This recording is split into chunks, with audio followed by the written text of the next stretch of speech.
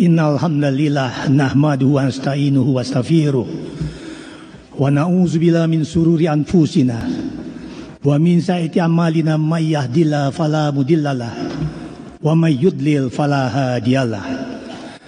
Asyhadu an la ilaha illallah wahdahu la syarikalah wa asyhadu anna sayyidana Muhammadan abduhu wa rasuluh.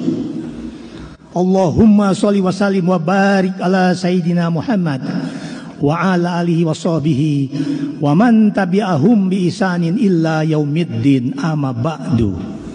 Usikum wa iyaya bitaqwallah faqad fazal muttaqun. Qala Allah Ta'ala fil Qur'anil Karim, a'udzu billahi minasyaitonir rajim. Bismillahirrahmanirrahim. Wala tusair qaddaka linnas wala tamsi fil ardi maraha innallaha la yuhibbu kulla mukhtalin fakhur. Al-ayah. Saudara-saudara,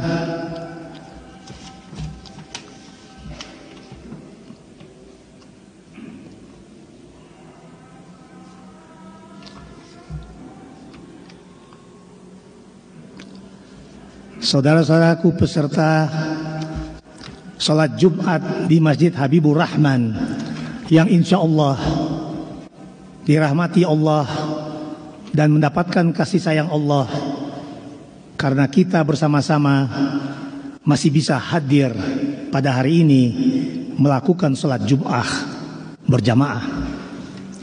Salawat dan salam selalu kita sampaikan kepada junjungan kita Nabi besar Muhammad SAW.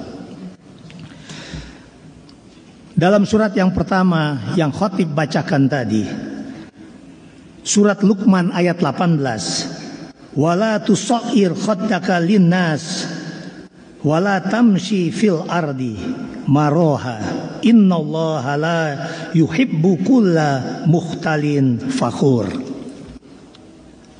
Dan janganlah kamu memalingkan wajah dari manusia karena sombong. Dan janganlah berjalan di bumi dengan angkuh. Sungguh Allah tidak menyukai orang-orang yang sombong dan membanggakan dirinya. Dari ayat ini jelas sekali bahwa Allah tidak menyukai sifat yang sombong. Dari ayat ini kita lihat ada hubungannya antara sombong dan angkuh. Ada hubungannya antara sombong dengan membanggakan dirinya. Sombong ini seperti kita ketahui adalah penyakit hati tertua yang sudah ada sebelum manusia diciptakan, sudah dimiliki oleh iblis.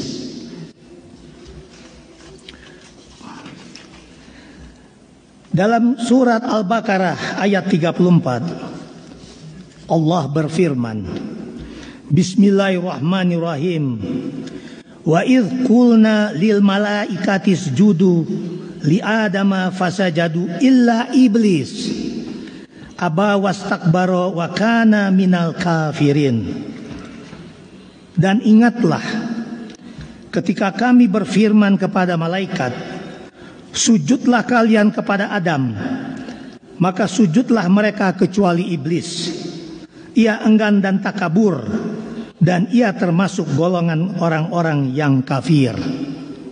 Al-Baqarah ayat 34. Kemudian Allah Subhanahu wa taala berfirman dalam Al-A'raf ayat 12, apakah yang menghalangimu untuk bersujud kepada Adam di waktu aku menyuruhmu?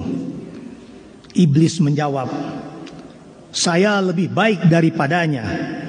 Engkau ciptakan saya dari api, sedangkan dia engkau ciptakan dari tanah. Saudara-saudara sekalian, umat Masjid Habibur Rahman yang dirahmati Allah, kelihatan bahwa sombong itu mulai merasa bahan bakunya lebih baik. Iblis meyakini bahwa api lebih baik dari tanah. karena itu dia sombong. Karena itu dia takabur. Analogi ini banyak terjadi di lingkungan kita. Kadang-kadang kita sombong karena kita merasa keturunannya lebih baik. Kadang-kadang kita sombong karena kita alumni dari perguruan tinggi yang baik. Karena kita sombong karena status sosial kita baik. Bakat-bakat itu memang sudah ada pada iblis sejak awalnya. Kita harus sadar akan hal ini. Karena kesombongan akan menghambat berbagai kemajuan-kemajuan.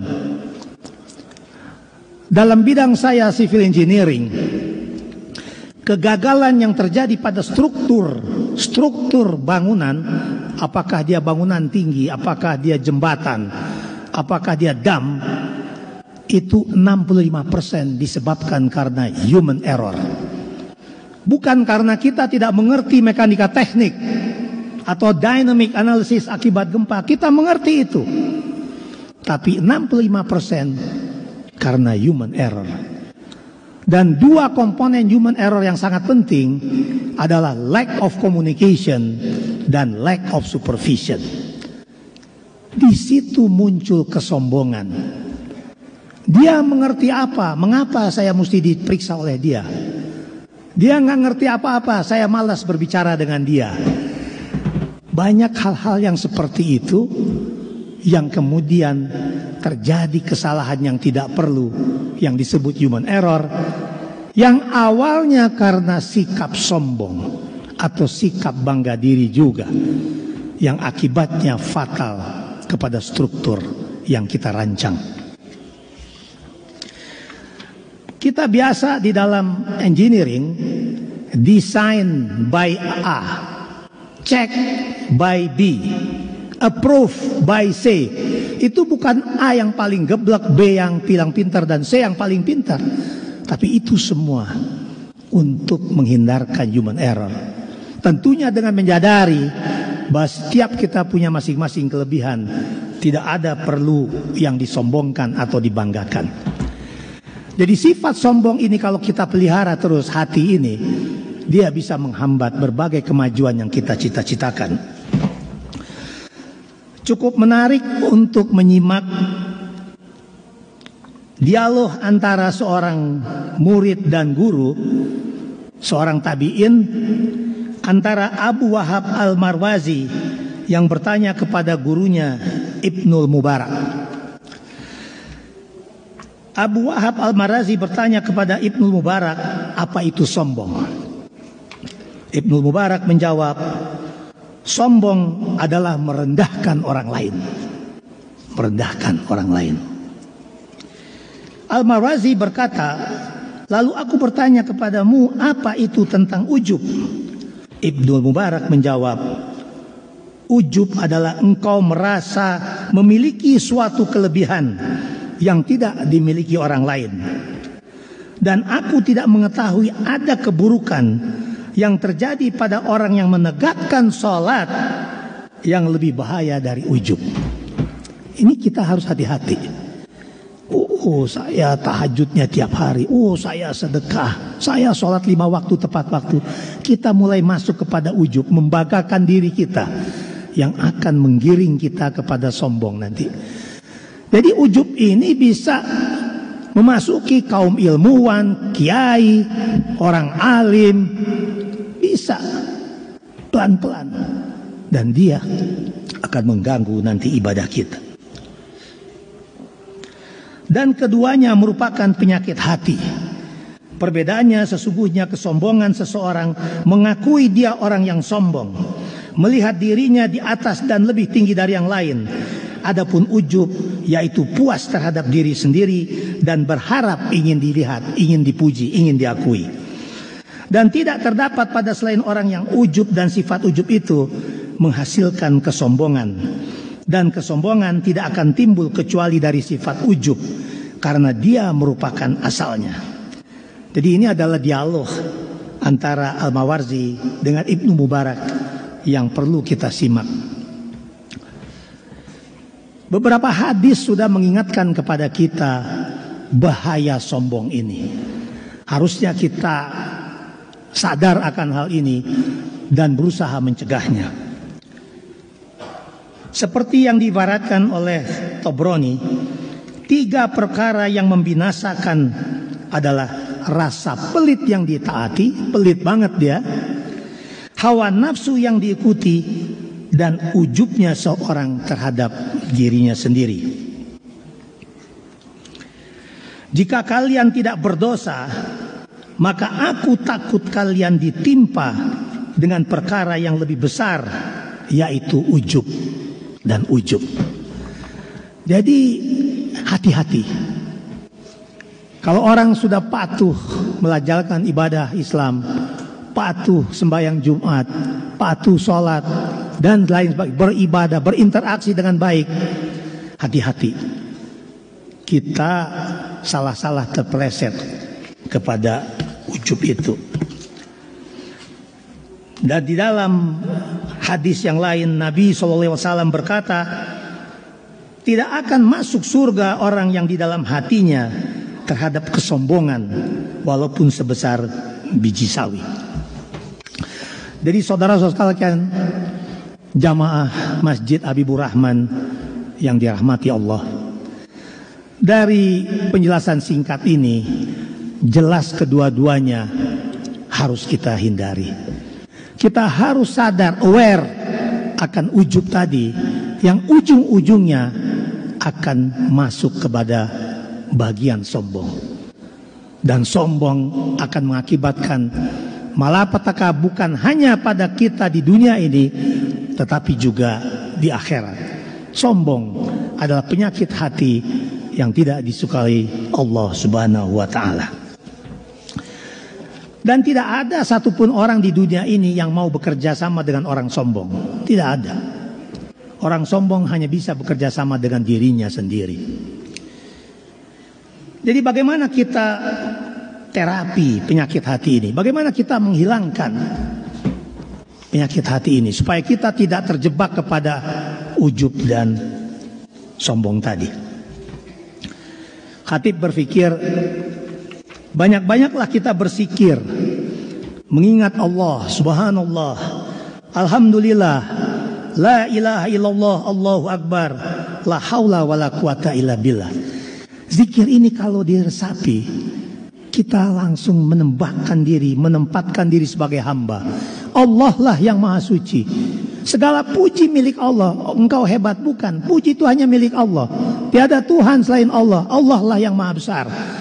Dan semua keberhasilan ini karena Allah. Allah yang memberikan infrastruktur panca indera, akal, otak dan lainnya kepada kita yang membuat kita berhasil. Jadi kita sadar itu.